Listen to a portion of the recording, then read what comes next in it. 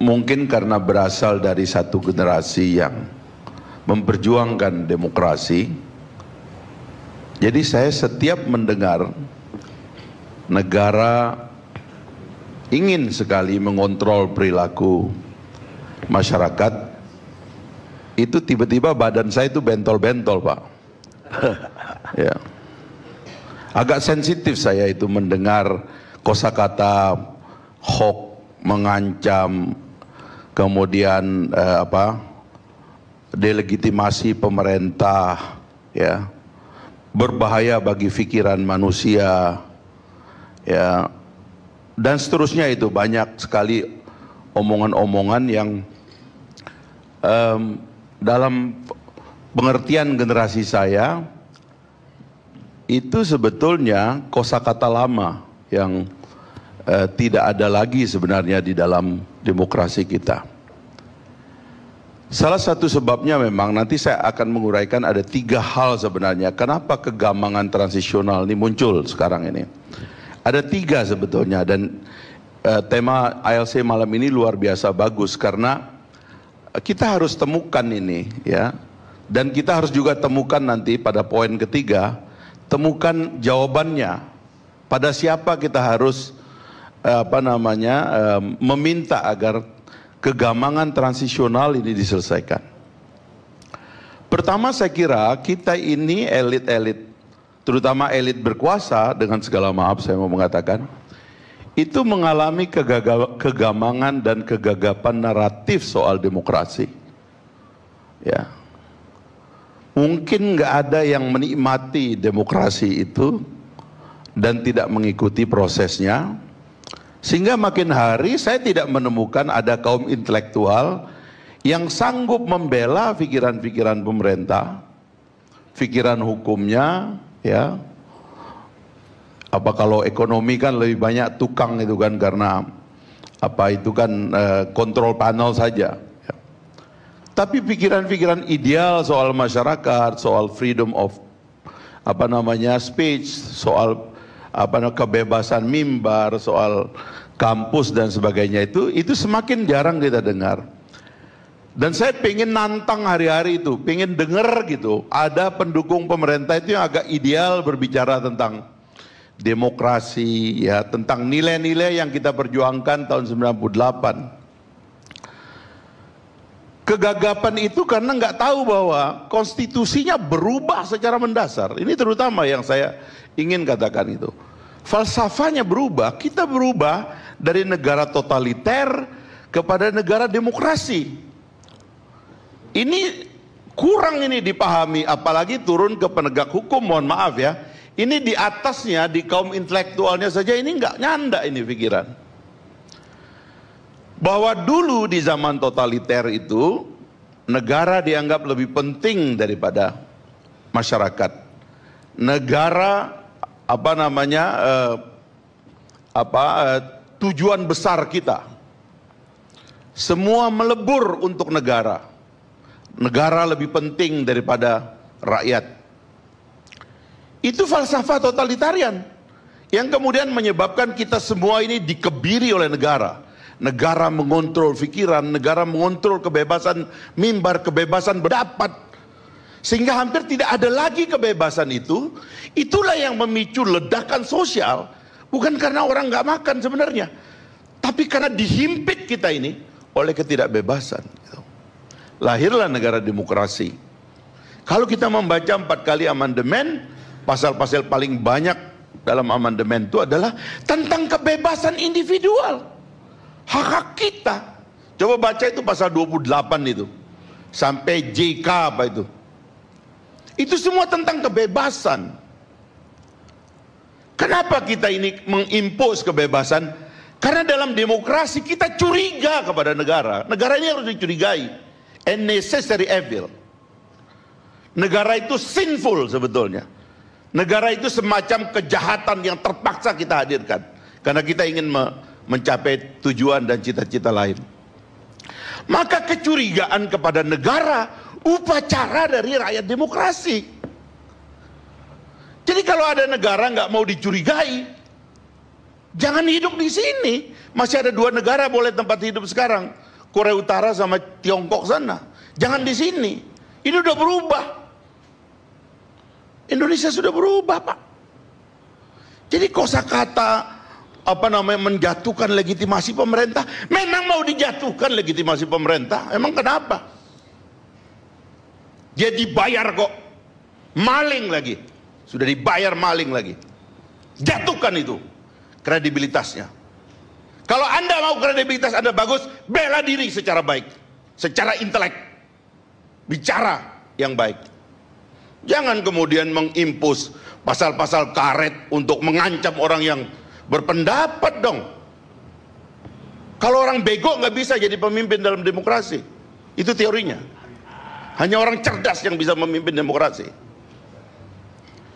Nah gitu, itu cara berpikirnya, filsafat demokrasi itu begitu.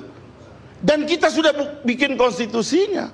Mau nyesal, mau kembali ke konstitusi lama, nggak bisa, Pak. Ini kita sudah datang ke sini. Itu yang pertama. Jadi ada semacam kegamangan naratif. Kita ini bingung dengan kebebasan yang kita buat sendiri. Kita ini galau. Apalagi sekarang ada sosial media. Saya ngecek itu Google ya, bahasa Inggris Bang Karni, the meaning of hoax. Saya Google tuh. Yang keluar tuh artikel tentang Indonesia semua. Karena negara yang gelisah dengan ini cuman kita. Termasuk kalau ketik itu apa itu? Fire holes of falsehood itu. Yang dibesar-besarkan tuh. Yang keluar artikel tentang Indonesia semua. Karena yang gelisah dengan kebebasan ini cuman kita. Yang lagi gamang dan galau dan disorientasi itu kita. Terutama pemimpin. Dan terutama para penguasa sekarang. Jadi kebebasan itu harus dihadapi dengan cara lain. Dalam demokrasi. Perang naratif. Apa versimu negara? Bicara dong. Jangan kemudian, bahkan sekarang bukan cuman mau naruh pasal. Sudah dilakukan begitu banyak tindakan preemptif. Dan kita semua diam. Dan yang paling banyak diam itu Fakultas Hukum. Itu kan omongannya Prof. Andi Hamzah itu kan fundamental itu. Kalau saya jadi ahli hukum, mundur saya itu. Ya. Kita mau mengatur hal-hal yang nggak bisa diatur, tapi karena pandangan negara harus menseleksi pikiran-pikiran seperti Goebbels tadi itu. Lalu itu mau diterapkan, mana pikiran yang boleh, mana yang tidak boleh. Sudah lewat, Pak. Udah 20 tahun lebih. Itu yang pertama yang menyebabkan kegalauan. Kedua, negara melemah kapasitasnya. Memang ada yang berat dari negara itu. Dalam teori kita belajar negara, negara ini memang organisasi yang susah diukur kinerjanya, Bang Karni.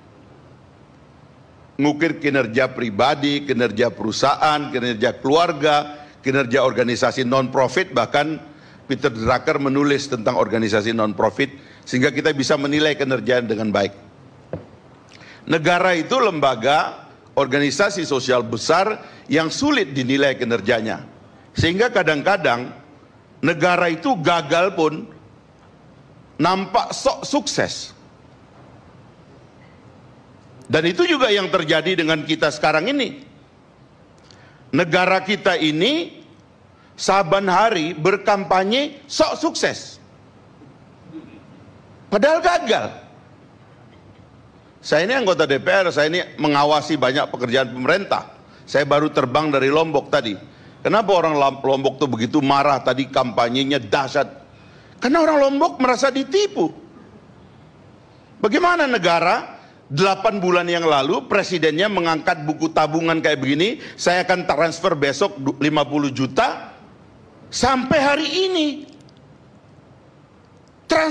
ditransfer, begitu datang ke bank nggak boleh dicairkan, harus bentuk kelompok, kelompoknya nanti asesmennya dari Jakarta, harus ada rekomendasi ini bencana, orang lagi susah, duitnya transfer aja, kenapa sih? Untuk maling aja gampang kok. Untuk rakyat susah. Jadi negara ini kapasitasnya rendah, tapi saban hari memake up dirinya seolah-olah sukses.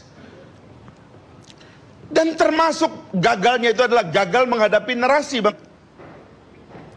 Saya nggak ngerti negara ini siapa juru bicaranya sekarang. Begitu banyak persoalan yang ada dan kebingungan yang mereka tidak mengerti dari kebebasan rakyat itu. Mereka nggak punya juru bicara. Amerika Serikat tadi yang diceritakan oleh Bung Arya itu ada press secretary yang melayani media 24 jam. Bicara seperti ini tiap hari. Ada isu apa jawab, ada isu apa jawab. Dia tenangkan masyarakat tiap hari, dia jawab. Kalau ada hoax di tengah masyarakat, dia jawab saat itu juga. Sehingga hoax itu kemudian gak harus dihukum. Sekarang cuma orang bilang idiot, masuk bui. Itu yang terjadi sekarang. Dan sekarang mau dikriminalisasi dengan terorisme. Sehingga kebebasan kita berpikir ini akan dihambat. Tidak boleh ngomong ini, tidak boleh melakukan itu, dan seterusnya. Sekarang sumber masa depan kita apa kalau bukan kebebasan? Kenapa orang di negara-negara demokrasi itu dalam risetnya pertumbuhan kelas menengahnya tinggi, inovasinya tinggi, ekonomi kreatifnya berkembang, mereka memproduksi semua hal. Kenapa? Karena kebebasan. Sekarang kebebasan mau dihambat, bahkan mau dituduh teroris. Ini termasuk kinerja negara yang sebenarnya sedang melemahkan dan menjatuhkan kita, tapi mereka menganggap dirinya lagi berprestasi. Saya sering mengatakan, koruptor tambah banyak, tapi tiap hari kita disuruh tepuk tangan, makin banyak, sukses. Bahkan makin dekat ke presiden tuh yang mau ditangkap itu. Dan kita harus tepuk tangan, ini sukses.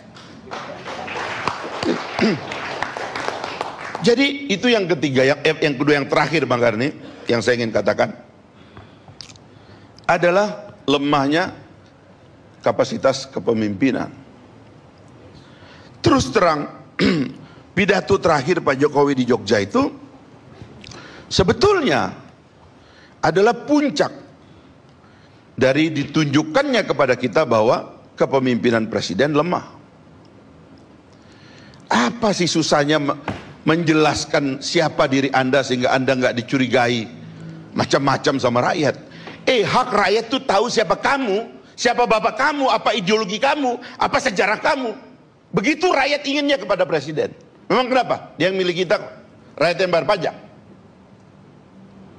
Jelaskan kepada rakyat, ini saya.